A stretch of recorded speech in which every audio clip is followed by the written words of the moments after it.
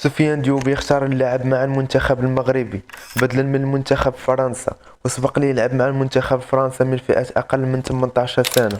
سفيان ديوب ملقب بمبابي الجديد، وعبر سفيان ديوب عن سعادتي بتمثيل المنتخب المغربي عوض منتخب فرنسا، وكيقول أنا فخور جدا بتمثيل أسود الأطلس، وكنحب المنتخب المغربي والمغاربة وحتى الثقافة المغربية عبر منصة الانستغرام.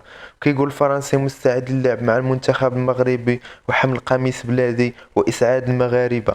وكذلك المدرب المنتخب المغربي وليد الركراكي استدعاء للاعب سفيان ديوب للمنتخب المغربي جاء من بعد أداء مثير للاهتمام ورغبتي وحماسي للعب مع منتخب المغرب. سفيان ديوب طبعا بعد أدائه الجيد واستعداده الكامل لحمل قميص المنتخب المغربي دون تردد. وكيقول وليد الركراكي في ندوة صحفية: التحدث مع ديوب كان منذ فترة، ولكن المشكلة في بعض الأوراق والإصابات هما اللي أخروا انضمام سفيان ديوب إلى المعسكر المغربي.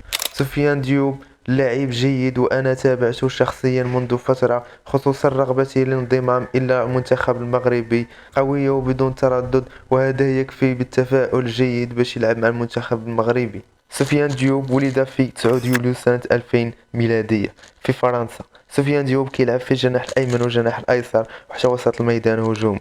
ديوب بدا المسيرة الكروية ديالو في ليستاد وموناكو قبل انتقاله إلى نيسا فريقه الحالي، وانضم ديوب إلى نادي نيسا في سنة 2022 بصفقة 22 مليون يورو، وشارك في 35 مباراة ونجح في تسجيل هدفين وأربع تمريرات حاسمة. وسبق لعب مع المنتخب فرنسا من فئة أقل من 18 سنة حتى الفئة أقل من 20 سنة، وشارك في 13 مباراة دولية وسجل 4 أهداف.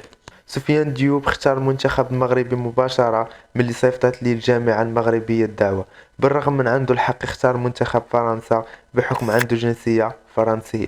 كنلاحظوا شحال ديال المواهب مغربية مشيت في العالم ولات كتختار المغرب بكل رغبتي، وهذا الشيء راجع إلى مستوى الكرة المغربية عامة والمنتخب المغربي خاصة.